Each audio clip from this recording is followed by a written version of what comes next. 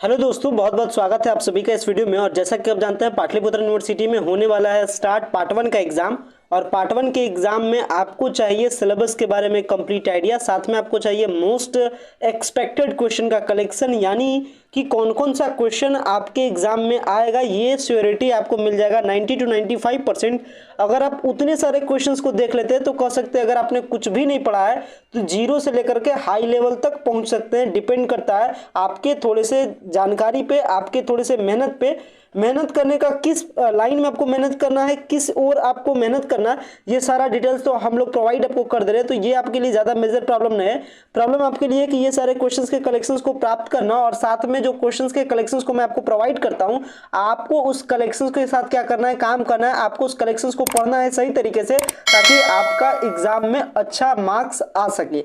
Start करते हैं इस वीडियो को। आज के इस वीडियो के बारे में बात करने वाले हैं बीए हिस्ट्री ऑनर्स के सिलेबस, साथ में सब्सिडरी सिलेबस को इस वीडियो में ही कवर अप कर दे रहा हूं। यानी कि अगर आपका पार्ट 1 में, यानी पाटलिपुत्र यूनिवर्सिटी के पार्ट 1 में अगर आपका history honours as a subject है, यानी जो हिस्ट्री पेपर है, अगर अब आपका ऑनर्स है या फिर आपका सब्सिडरी है, तो इसमें क्या सिलेबस होता है, क्या इसके मोस्ट एक्सपेक्टेड टॉपिक्स होते हैं, इसके बारे में बात करेंगे। हालांकि आप जानते हैं कि हमारे जो टीम है, टीम के थ्रू सर्विसेज आपको दिया जा रहा है, प्रीमियम बैच का सर्विसेज आपको दिया जा रहा है, जिसके थ्रू क्या होता है, आपको मोस्ट एक्सपेक्टेड क्वेश्चन के कलेक्शंस आपको दिया जाता है। साथ में आपको जो मोस्ट एक्सपेक्टेड टॉपिक्स है उसको डिलीवर किया जाता है, जिससे जरिए क्या होता है, आप कुछ भी नहीं पढ़े तो वो क्वेश्चंस और वो टॉपिक पढ़ करके आपका कल्याण हो जाता है। आपका क्या होता है, एग्जाम बहुत ही अच्छे परसेंटेज के साथ आपका एग्जाम निकल जाता है, क्योंकि सिलेबस लंबा है, आपने पढ़ा नहीं सीरियसली। तो अगर आप एटलीस्ट इतना काम कर लेते हैं, सारे क्वेश्चंस को देख लेते हैं, सारे क्वेश्चंस के आंसर को अगर आप सॉल्व कर लेते हैं, तो आपका एकदम स्मूथली आपका एग्जाम सही तरीके से कंप्लीट हो जाता है। चलिए बात करते हैं सिलेबस को लेकर के। तो अगर आपको प्रीमियम सर्विसेज से जुड़ना रहे तो वीडियो के डिस्क्रिप्शन बॉक्स में सारे डिटेल्स दिए गए। हालांकि आपको नीचे नंबर शो कर रहा होगा, आप उस नंबर पे मैसेज करके भी प्रीमियम सर्विसेज से ज्वाइन हो सकते हैं। प्रीमियम सर्विसेज एक पेड सर्विस है, जिसके लिए आपको बस छोटी सी अमाउंट पे करना पड़ता है, और उस अमाउंट के बदौलत से आप समझ सकते हैं कि कह सकते हैं कि जो आप गेस्ट पेपर खरीदने में खर्च कीजिएगा उससे भी कम आपको अमाउंट देना पड़ता है प्रीमियम सर्विसेज को लेने के लिए। जिसके बाद गेस्ट पेपर से क्या है, क्वेश्चन बैंक से क्या है, आपको कोई मतलब नहीं रहता है। सारे कलेक्शन रेडी करके आपको डिलीवर कर दिया जाता है, और आप उस क्वेश्चन को देख करके बस आप एग्जाम में इजीली वे में बहुत अच्छे खासे मार्क्स ला सकते हैं। फिलहाल मैं बात करते हैं बीए हिस्ट्री के सिलेबस को लेकर के। बात करना है ऑनर्स एंड सब्सिडरी के सिलेबस को लेकर के। चलिए, हमारे पास पीडीएफ अवेलेबल है। हालांकि मैंने आपको बताया है कि ये जितने सिलेबस के पीडीएफ है, चाहे वो हिंदी मीडियम का हो, इंग्लिश मीडियम का हो, सारे स्टडी मटेरियल आपको मिल जाते हैं प्रीमियम सर्विसेज के थ्रू। तो आपको प्रीमियम सर्विसेज परचेज करना ही चाहिए, क्योंकि वो आपके लिए बहुत ज्यादा बेनिफिशियल है। अगर मैं बात करूं सिलेबस के बारे में, तो ध्यान रखिएगा, ये जो बीए इतिहास का जो पाठ्यक्रम है, यानी जो बीए हिस्ट्री का जो सिलेबस है, वो मैं ऑनर्स और सब्सिडरी दोनों के लिए एक साथ बता रहा हूं।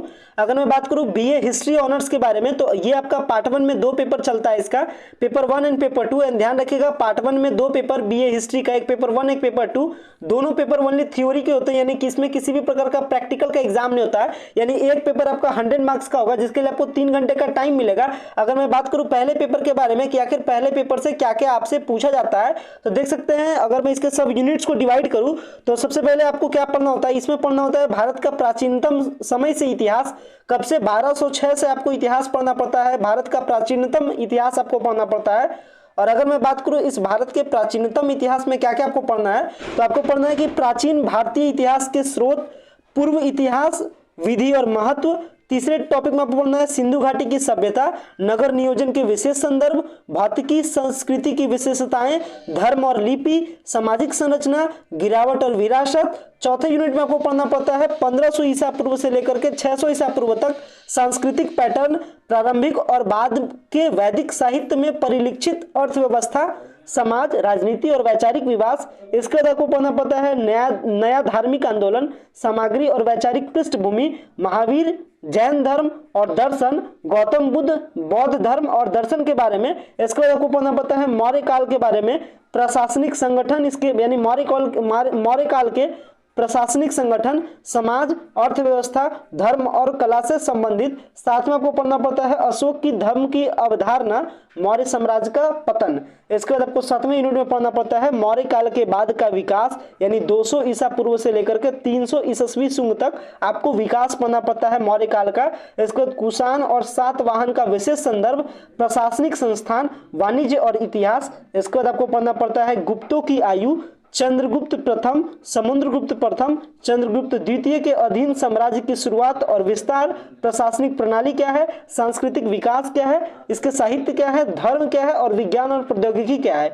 इसके बाद आपको 9वें इसमें पढ़ना पड़ता है। 9वें टॉपिक में आपको पढ़ना है हर्षवर्धन की विजय और धर्म की नीति, पलाश के सांस्कृतिक योगदान, 8वीं शताब्दी से 12वीं शताब्दी ईस्वी तक राजपूतों की उत्पत्ति एवं भूमिका के बारे में। इसके बाद आपको पढ़ना पड़ता है दक्षिण भारत के वातापी के पल्लवों और चालुक्यों का सांस्कृतिक योगदान और उनकी प्रशासनिक व्यवस्था। साथ में आपको पढ़ना पड़ता है अरबों का आगमन और राजनीतिक और इसके सांस्कृतिक प्रभाव। इसके बाद आपको पढ़ना पड़ता है तुर्कों का आगमन, गजनवी और मोहम्मद गौरी के बारे में। ये आपको पढ़ना है पेपर 1 के बारे में, यानी अगर आपका बीए पार्ट 1 में अगर आपका हिस्ट्री ऑनर्स है तो पेपर 1 में आपको इतनी सारी चीजों को पढ़ना है। अब इसमें से एग्जैक्टली क्या क्वेश्चन में आएगा, यानी जो आप एग्जाम दीजिएगा पाटलिपुत्र यूनिवर्सिटी का पार्ट 1 का, इसमें से एग्जैक्टली क्या क्या पूछे जाएंगे, साथ में कौन कौन से मोस्ट एक्सपेक्टेड टॉपिक है, इसे क्वेश्चन क्या बनता है, ये सारे कलेक्शंस आपको मिल जाता है प्रीमियम सर्विसेज के थ्रू। तो प्रीमियम सर्विसेज को जरूर परचेज कीजिएगा। वहीं अगर मैं बात करूं इसके पेपर 2 के बारे में, यानी अगर आपका बीए पार्ट 1 में अगर आपका हिस्ट्री एज ऑनर्स पेपर है तो पेपर 2 भी आपका सेम एज आपके 100 मार्क्स के पेपर 2 होते हैं, जिसमें आपको सेम एज 3 घंटे का टाइम आपको अलॉट किया जाता है। अगर मैं इसमें बात करूं इसमें पढ़ना क्या है, तो इसमें पढ़ना है ग्रेट ब्रिटेन का इतिहास 1603 से लेकर के, यानी जो ब्रिटेन का जो आगमन होता है कह सकते हैं भारत में, तो 1603 से लेकर के 1939 तक के इतिहास काल को आपको पढ़ना है। जिसमें क्या क्या पढ़ना पड़ता है, इसमें पढ़ना पड़ता है अर्ली स्टुअर्ट के संप्रभु के बारे में, संसद की विदेश नीति के साथ उनके संवैधानिक संघर्ष। इसके बाद आपको पढ़ना पड़ता है चार्ल्स प्रथम 1629 से लेकर के 1640 का व्यक्तिगत नियम, गृह युद्ध, कॉर्नवेल का उदय, कॉर्नवेल के संवैधानिक प्रयोग, इसके विदेश नीति। इसके बाद पढ़ना पड़ता है 1660 की बहाली, प्रकृति और महत्व, चार्ल्स द्वितीय की विदेश नीति। इसके बाद आपको पढ़ना पड़ता है जॉर्ज 1 और जॉर्ज 2 के क्षेत्र का संवैधानिक महत्व। इसके बाद आपको साथ में पढ़ना है, इसके बाद यहाँ पे आपको पढ़ना है वॉलपोल की घरेलू और विदेश नीति।